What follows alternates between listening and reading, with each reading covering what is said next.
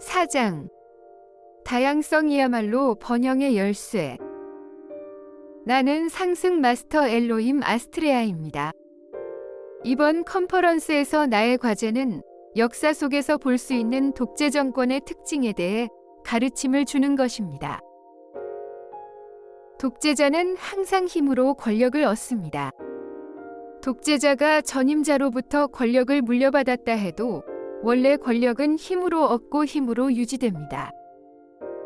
여러분은 어린 시절 학교에서 물리학 수업 시간의 모든 작용에는 반대 방향의 동등한 반작용이 있다는 것을 배웠을 것입니다. 아니면 적어도 뉴턴의 과학이 그렇게 말하고 있습니다. 여러분이 힘으로 권력을 잡으면 단지 이렇게 하는 것만으로도 우주의 반작용을 창조하게 됩니다. 여러분은 우주 거울에 힘을 투사하고 있습니다. 여러분이 우주 거울에 하는 말은 투사하는 힘의 반대를 원한다는 것입니다. 힘을 사용하고 있다는 단지 그 사실만으로도 여러분의 사고방식이 반대 힘과 함께 작동되고 있음을 증명합니다. 저항과 반대가 없다고 생각한다면 왜 힘으로 권력을 잡아야 할까요? 따라서 여러분이 무의식적으로 우주 거울에 보내고 있는 메시지는 끊임없이 저항해야 하고 자신을 방어할 필요가 있는 자신과 반대되는 힘이 존재하는 상황에 놓이기를 원한다는 것입니다. 이것이 모든 독재자와 독재자 뒤에 있는 타락한 존재들의 사고방식입니다. 이 때문에 독재 정권과 독재자들은 항상 희생양이 필요하며 항상 위협이 되는 적이 필요합니다. 여러분은 모든 독재 정권에서 위협, 적, 희생양이라는 개념이 어떤 양상으로 존재하는지를 알 수 있습니다.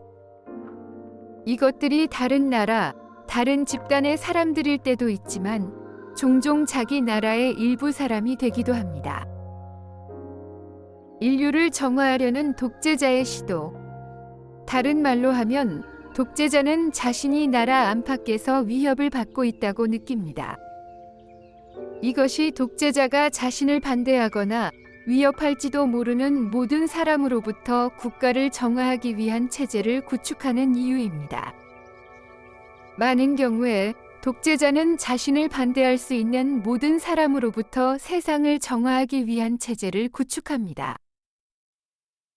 내가 네 번째 순수광선의 엘로힘이라는 것을 고려할 때 이것이 어떻게 사광선 또는 순수함의 신성한 속성의 왜곡인지 아니면 적어도 신이 화염의 왜곡인 인간적인 파생물인지 알 수 있습니다. 원하지 않는 모든 것을 제거하여 우수한 아리안 민족을 만들고 인류를 정화하려고 했던 히틀러의 시도 또한 이러한 왜곡의 극단적인 결과입니다. 역사를 연구해 보면 히틀러가 말살하려 했던 것은 유대인만이 아니었음을 알 수 있습니다. 그는 정신병이나 원하지 않는 유전적 특성을 가진 사람들을 모두 안락사시키는 내부 정화 프로그램도 운영했습니다. 이는 명백하게 사광선의 극단적인 왜곡으로 말하자면 인종의 정화를 위해 무력을 사용하는 극단적인 시도였습니다. 국경 너머 북한을 보세요. 현재 독재자의 통치 기간뿐만 아니라 북한의 기원까지 거슬러 올라가 보면 그들은 정치적 관점에서 대중을 정화할 필요를 보았습니다. 독재자는 그 체제 안에서 진정한 신도가 아니라면 청소할 필요가 있었습니다. 이러한 일들이 마오쩌둥과 스탈린의 경우에도 어떻게 일어났었는지 볼 수 있습니다. 이는 스탈린 이후의 소비에트 연방에서도 어느 정도는 체제에 반대하는 사람들을 투옥하거나 심지어 처형하고 고문했습니다. 사랑하는 이들이여, 이들 불균형한 정권들은 무슨 이유로 정권을 원하지 않는 사람들을 제거하는 과정을 만들면서까지 사람들을 정화할 필요가 있다고 믿는 것일까요? 자, 그것은 그들이 위협받고 있다고 느끼기 때문입니다. 여기에서 더 깊은 실제는 추락한 존재들이 추락한 이후 차이점에 대해서 점점 더 심한 편협함을 구축해왔다는 것입니다. 타락한 존재들과 차이에 대한 편협함. 여러분은 추락한 존재들이 추락하고 그 추락 이후에 새로운 구체에서 육화하는 기간을 여러 번 겪으면서 그들이 점점 더 좁은 마음과 좁은 비전을 가지게 되었음을 이해해야 합니다. 타락한 존재들은 자신들이 구축한 세계관을 뒤엎는 것은 그것이 무엇이든 점점 더 위협으로 느끼게 되었습니다. 이것이 타락한 존재들을 세상이 어떻게 작동해야 하는지에 대한 자신들의 비전을 따르거나 받아들이지 않으려는 모든 사람을 파괴하려는 극단적인 편협함으로 이끌었습니다. 타락한 존재들이 특정한 이데올로기가 만들어지는데 어떻게 영감을 주었는지를 알 수 있는 극명한 예를 공산주의에서 볼 수 있습니다. 그리고 다른 타락한 존재들이 이 이데올로기를 이용해서 실제로 공산주의 정권을 만들었습니다. 육화 중인 타락한 존재들은 위협받고 있다고 느꼈기 때문에 그 이데올로기를 받아들이지 않는 사람은 누구라도 제거하려 했습니다. 다른 사고 체계를 가지고 있었던 다른 독재 정권에서도 마찬가지였고 그들이 기반으로 삼았던 다른 이데올로기에서도 마찬가지였습니다. 그들은 독재 정권이 기반을 두는 세계관을 받아들이려고 하지 않았던 모든 사람을 제거하려 했습니다. 여러분이 깨달아야 하는 것은 인류 정화의 필요성에 근거한 어떤 이데올로기와 사고 체계도 다양성을 제한하는 것이기 때문에 자연의 법칙뿐만 아니라 영적인 법칙에도 어긋난다는 것입니다. 우리가 여러 번 말했듯이 지구의 삶을 지배하는 주요한 영적인 원리는 자유의지의 법칙입니다. 자유의지의 법칙이 장려하는 것은 무엇일까요? 그것은 개별적인 실험을 장려합니다. 개별적인 실험은 무엇으로 이어질까요? 다양성입니다. 이제 여러분은 이 사실로부터 세계의 많은 종교가 이러한 영적인 법칙에서 벗어나 있음을 알 수 있습니다.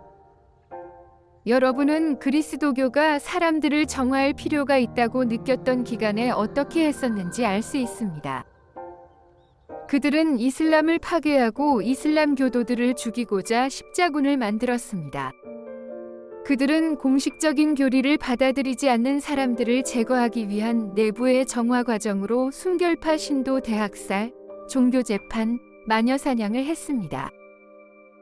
이것은 오늘날 이슬람에도 똑같은 일들이 일어나고 있으며 이러한 일들이 지금도 진행되고 있는 것을 볼 수 있습니다.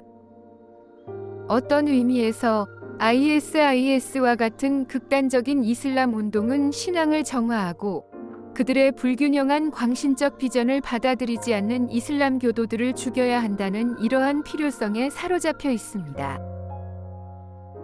다양성과 유전학 법칙. 자, 물리학에 대해 알고 있는 것을 본다면 생물학이 유전학을 발전시켰다는 것을 알 수 있습니다.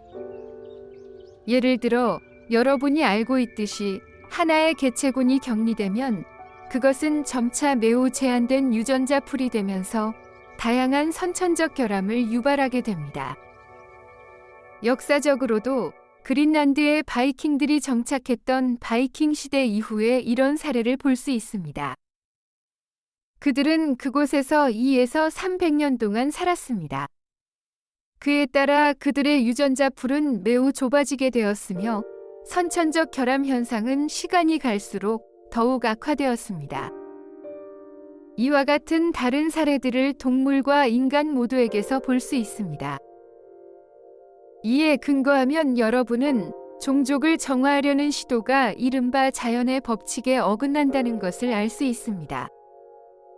히틀러가 아리안 혈통이 아닌 사람들과 아리안의 특성이 없는 사람들 모두를 말살하여 인류 전체를 정화하는 목표를 달성했다고 상상해 보세요. 무슨 일이 일어났을까요? 몇 세대 만에 유전자 풀이 좁아지면서 아리안 인종도 악화되기 시작했을 것입니다. 다양성을 말살함으로써 인류를 정화하고 획일화하려는 전반적인 꿈은 자연의 법칙과 영적인 법칙 모두에 반하는 것입니다. 타락한 존재들에 대해 알고 있다면 이것을 쉽게 이해할 수 있고 일반 사람들도 이것이 현실적인 시나리오가 아니라는 것을 실제로 인식할 수 있습니다. 그러므로 우리는 지구에서 일어나는 모든 일은 인류가 어떤 교훈을 배울 기회임을 깨달아야 합니다. 여러분은 집단의식의 전환이 일어나도록 요청할 수 있습니다. 다시 말하자면 이것은 사람들이 준비된 것 중의 하나입니다. 사람들이 독재 정권의 상황을 살펴보기 시작하면 변화가 올 수 있습니다. 사람들은 기꺼이 역사를 보면서 깊게 생각하게 될 것입니다. 우리가 이러한 일들에서 무엇을 배울 수 있을까? 이것은 과학자, 역사가, 심지어 이것을 볼 수 있는 작가들에게서 시작될 수 있습니다. 우리가 배울 수 있는 교훈은 무엇인가? 우리는 왜 독재 체제를 가지게 되었으며 이 사실이 우리에 대해 무엇을 보여주는 것일까? 편협함은 생존 전략이 아닙니다. 다른 상승 마스터들이 이에 대해 말했듯이 책임지려 하지 않았던 이러한 사람들로부터 배울 수 있는 교훈이 많이 있습니다. 내가 이 담화에서 관심을 두는 것은 생존을 위한 유일한 방법이 다양성을 통해서라는 것입니다. 다양성을 파괴하는 것은 자신의 생존을 장기적으로, 심지어는 단기적으로도 위협한다는 사실을 배우는 것입니다. 편협함은 생존 전략이 아닙니다. 정화와 획일화는 생존을 위한 전략이 아닙니다. 다양성을 파괴하면서 여러분은 생존할 수 없습니다. 그러면 여러분이 할 수 있는 일은 무엇일까요?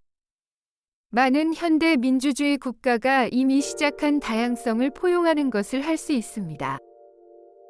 물론 이것은 사광선이 인류에게 제시하는 주요한 도전이며 임무입니다. 이것은 또한 이러한 것들을 다루는 영적인 사람들을 위한 임무이기도 합니다. 물론 여기에서 어떤 균형을 찾을 필요가 있습니다. 우리가 말했듯이 여러분이 실제 지구의 역사를 살펴보면 지구가 이전에 매우 정교한 문명의 상태에 있었다는 것을 알 수 있습니다. 그 문명은 사람들이 조화와 평화를 이루고자 하는 바람에 기초했습니다. 이러한 바람은 모든 면에서 반드시 똑같지는 않아도 삶에 대해서 같은 관점을 받아들임으로써 이루어집니다. 다른 말로 하면 그 문명은 다양성을 포용하기보다는 획일적으로 만드는 데 기반을 두었습니다. 우리가 설명했듯이 이러한 획일성은 행성이 자기 파괴적인 하향 나선으로 들어가는 지점에 이르게 했습니다. 그래서 이 상황을 피하기 위한 시도로 우리는 타락한 존재들이 지구에 육화할 수 있도록 허용했습니다. 타락한 존재들은 아주 많은 혼란을 만들었고 그 문명은 획일화된 세계관을 유지하기가 불가능해졌습니다. 이것은 타락한 존재들이 인위적으로 형성된 획일성과 함께하면서 다양성을 창조하기 위해 어떻게 활용될 수 있는가에 대한 하나의 사례입니다.